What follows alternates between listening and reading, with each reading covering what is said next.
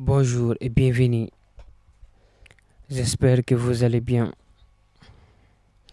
Dans cette vidéo, on va regarder ensemble le passage de Cellou Dalein Diallo sur TV5 Monde. Guinée, le référendum sur l'avant-projet de la nouvelle constitution devrait avoir lieu d'ici la fin de l'année. Avec nous pour en parler, Cellou Dalein Diallo, bonsoir. Bonsoir. Vous êtes président du parti d'opposition IFDG, Union des forces démocratiques de Guinée. L'actualité de ces derniers jours, c'était aussi le sommet de la francophonie. La Guinée a réintégré l'OIF après sa suspension. On va écouter à ce propos le ministre guinéen des Affaires étrangères, Maurice Anda Kouyaté. Les nouvelles autorités guinéennes. Écoutons Maurice Anda Kouyaté. Conduites par le président Doumbouya, ont fixé un cap de refondation du pays. C'est ce cap de refondation du pays qui a été examiné à la loupe par l'OIF et l'OIF a adhéré à cela, mais en nous donnant aussi des conseils. Parce que c'est ça, on est souverain, on fixe le cap, mais on tend la main à nos amis pour qu'ensemble on puisse construire quelque chose. Pour qui? Pour les populations guinéennes. Monsieur Dalein Diallo, l'OIF qui adhère au cap fixé par le pouvoir de... Oui, c'est vrai, l'OIF a adhéré la Guinée ce 24 septembre. Voici le communiqué de l'OIF, la francophonie. La secrétaire générale de la francophonie, Madame Louise, a présidé ce 24 septembre 2024 une session extraordinaire du Conseil permanent de la francophonie CPF sur la situation en République de Guinée. On va voir leurs arguments. Là, ils vont nous dire pourquoi ils ont accepté d'enlever la sanction de 2021. Bien qu'ayant révélé la nécessité pour la Guinée de poursuivre ses efforts sur le volet de droits et de liberté, le CPF a décidé d'exprimer sa solidarité avec ses pays membres en levant totalement la suspension de la République de Guinée, la francophonie prononcée en 2021 pendant le coup d'État. Cette décision, ils vont nous expliquer pourquoi, selon eux, cette décision s'inscrit dans le cadre de nouveaux mécanismes de suivi. Selon eux, depuis 2021, il y avait des membres de l'OIF qui suivaient la transition. C'est ça qu'ils expliquent ici, des nouveaux mécanismes de suivi et d'évaluation adoptés en juin dernier par le Conseil permanent de la francophonie visant à rétablir progressivement la participation des États suspendus comme la Guinée en fonction des avancées constatées dans le rétablissement de l'ordre constitutionnel et du respect des droits et libertés. Selon la francophonie de l'OIF,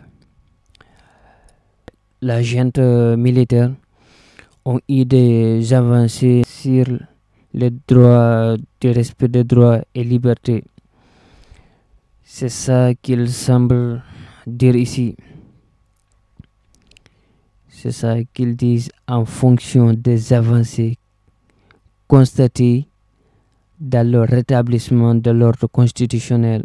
Selon eux, la junte a rétabli l'ordre constitutionnel et du respect des droits et libertés. Selon eux, la junte respecte les droits et libertés des Guinéens.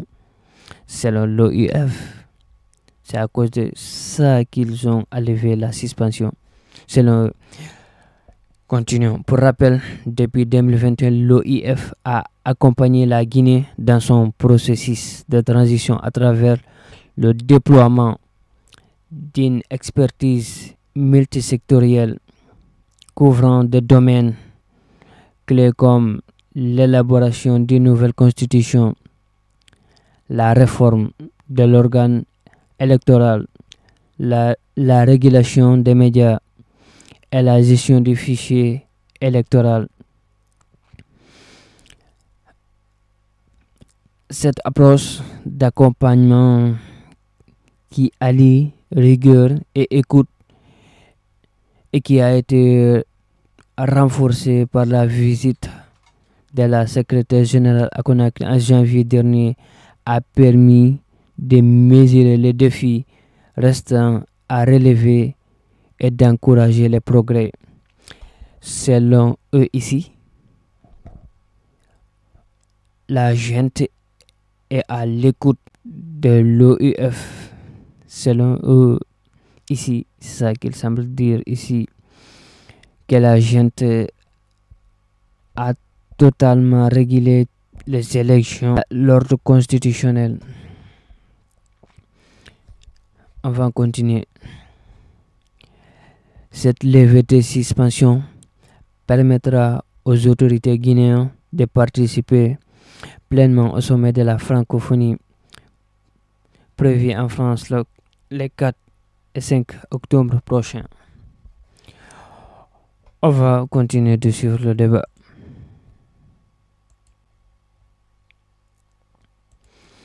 Là, on va écouter la réaction de Cellou Dalein Diallo sur la levée de l'OIF.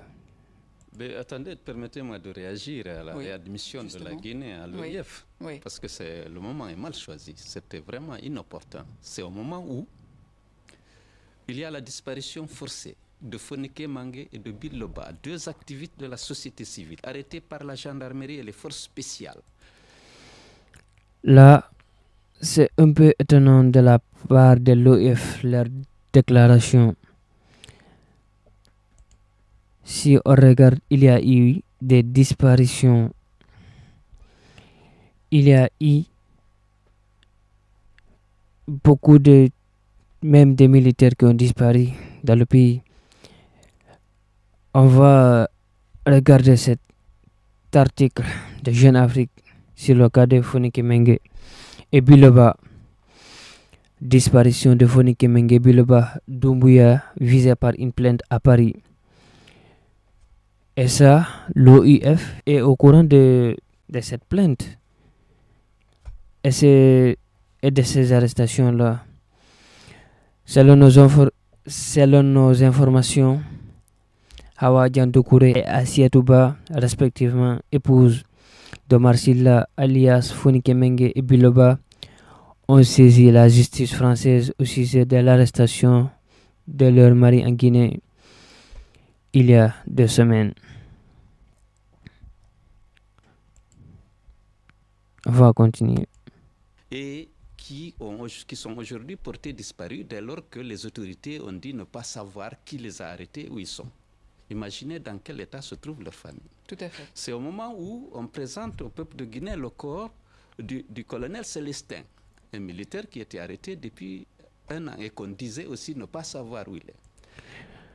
Oui, là aussi, on va lire l'article de guinématin.com sur le cas du colonel Célestin. Colonel Célestin Bilvogui retrouvé mort à Conakry. Ses avocats exigent la restitution de son corps et l'ouverture des enquêtes. Là, c'est un colonel qui a été porté disparu par son épouse. Et 1 an après, il est retrouvé mort. Dans la main de qui? Des autorités guinéennes. Et selon l'OIF, la junte militaire ont eu des progrès sur le respect et des droits et libertés.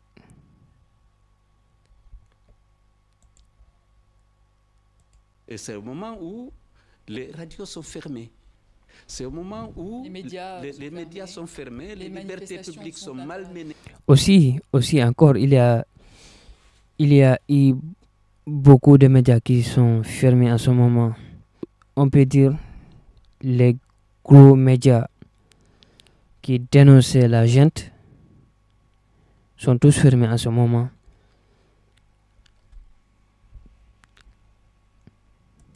Et les droits humains sont violés de manière flagrante. Il y a plus de 58 jeunes qui ont été abattus parce qu'ils tentaient de manifester, parfois contre le délestage, parfois contre le coût de la vie. C'est en ce moment que l'OIF a choisi pour accepter la Guinée. Or, la déclaration de Bamako, qui engage les États membres de l'OIF à respecter un certain nombre de valeurs et de principes, ne permettait pas ce retour en ce moment-là, où, comme je l'ai dit, les droits humains sont violés de manière récurrente et flagrante. Pourtant, M.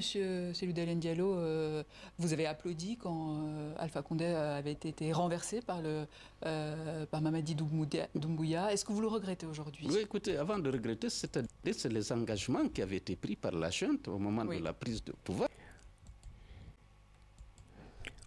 Oui, c'est vrai, la junte avait pris des engagements. On va lire l'article de... On va lire cet article de RFI.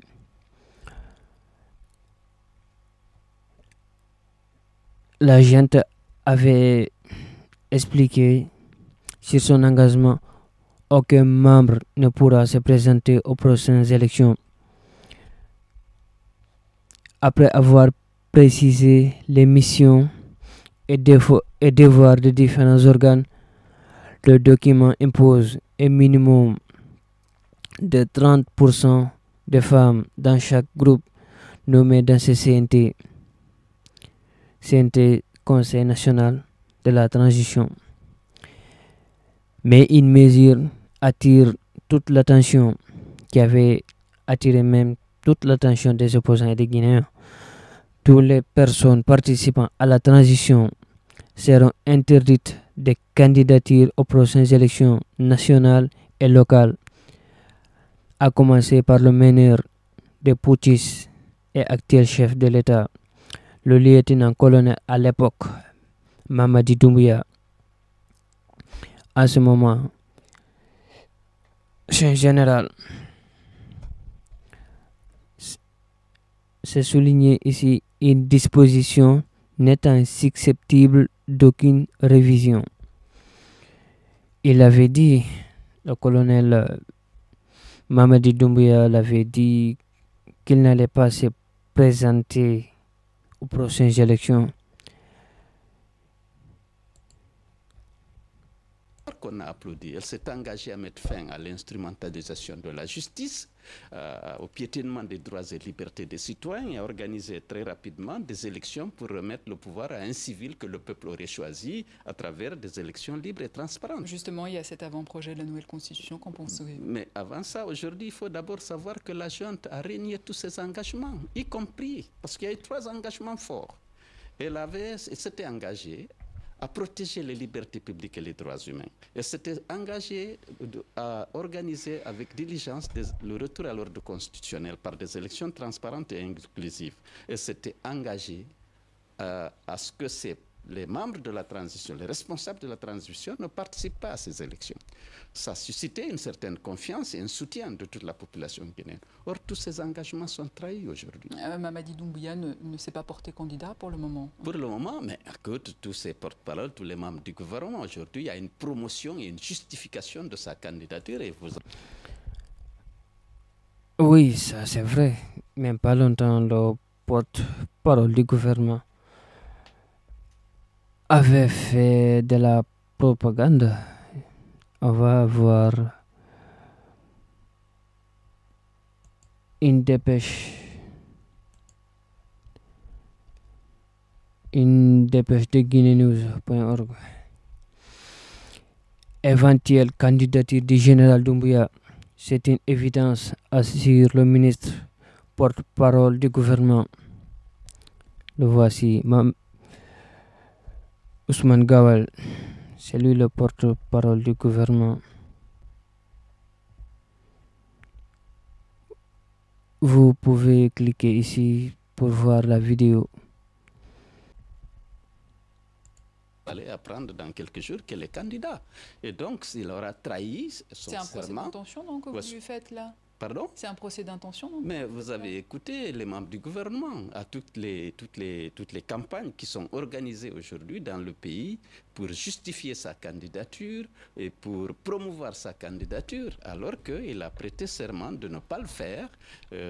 À plusieurs reprises, il s'est engagé et sur le plan moral, s'il le faisait, ce serait vraiment quelque chose d'extrêmement grave. Quelqu'un qui prétend diriger le pays, qui ne respecte pas sa parole, sur le plan moral, ce n'est pas bon. Et sur le plan juridique, il a préparé une charte de la transition dans laquelle il a mis en bonne place l'interdiction faite aux membres, aux responsables de la transition. Oui, l'article 46. L'article 46. Vous êtes en exil.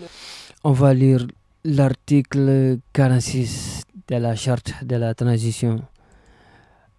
Le voici. Comme vous le savez, l'article 46 de la charte de la transition stipule sans ambiguïté, il le dit sans ambiguïté, le président et les membres du comité national du Rassemblement pour le développement ne peuvent faire acte de candidature ni aux élections nationales ni aux élections locales qui seront organisées pour marquer la fin de la transition. Voici l'article 46. L'article 46 qui a été écrit par le CNT et qui a été diffusé à la télévision nationale. Alors, en ce moment, il se rétracte de cet article. Il y en a même d'autres articles qui en ont parlé qu'il ne va pas se présenter, lui, le président et tout son gouvernement. Monsieur Seloun Dalein Diallo, depuis 2 ans, vous n'avez pas participé à la rédaction de ce texte. Le président du CNT a affirmé sur notre plateau ici que toutes les formations politiques ont envoyé leur contribution écrite. C'est votre cas? Oui, c'est mon cas. Nous avons envoyé une contribution. Nous nous sommes élevés contre la suppression dans la nouvelle constitution, dans les dispositions transitoires, justement des articles 46, 55 et 65. Parce que c'est ces articles qui interdisent la participation des responsables de la transition aux élections. Donc, à cet égard, c'est vrai, mais écoutez, personne n'a tenu compte d'aucune contribution. La charte avait été rédigée sans la participation des populations, mais on a pris acte puisque la charte... Oui, ça c'est vrai. La charte a été écrite par le CNT sans révision, même des opposants. Mais la charte a été noble, on peut le dire. Il y avait eu beaucoup d'actes qui ont été mis dans la charte qui étaient honorables.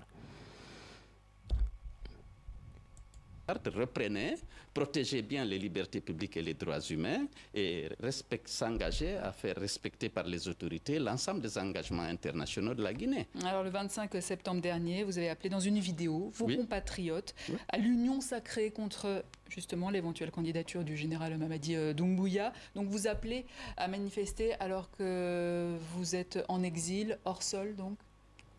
Hors sol? Oui. Oui, bien sûr, je suis pour le moment à l'étranger. Mais je vais rentrer, soyez assurés que je vais rentrer. Je prépare mon retour et je viendrai. Écoutez, je ne vais pas vous donner la date pour l'instant. Le moment venu, je vous donnerai la plus grande de l'information. Ceci dit, alors, pourquoi je suis contre la candidature? C'est une question d'abord morale. Lorsqu'un homme, librement, s'engage devant le peuple, un officier de l'armée, s'engage à ne pas faire et jure... Un ex-lieutenant, en ce moment devenu général, qui ne respecte pas ses engagements. Sur une constitution, sur une charte qui interdit sa candidature, il jure de respecter cette... Par une charte encore, il devrait le dire, adoptée par lui-même, le général. Charte et de la faire respecter. c'est une question d'abord morale. Mais il y a une question juridique, parce qu'il viole la charte. Ensuite, il viole la charte africaine de la démocratie, des élections et de la gouvernance qui stipule que les auteurs de coups d'État constitutionnels qui changent, qui prennent le pouvoir en dehors des procédures constitutionnelles, ne doivent pas participer aux élections pour le retour à l'ordre constitutionnel. Alors, il y a quelques jours, vous avez rendu visite à votre ami Sidya Touré, président de l'UFR, lui aussi en exil. Qu'est-ce qu'il en est ressorti de ces échanges? Les deux exilés entre Cellou et son ami Sidya Touré. On va regarder selon africaguinée.com. Tête à tête entre Cellou et Sidya à Abidjan. Ce que les deux anciens premiers ministres sont convenus de faire. Ils se sont parlé. Sidya Touré, lui c'est Sidya Cellou Dalein. Leur rencontre le 30 septembre 2024.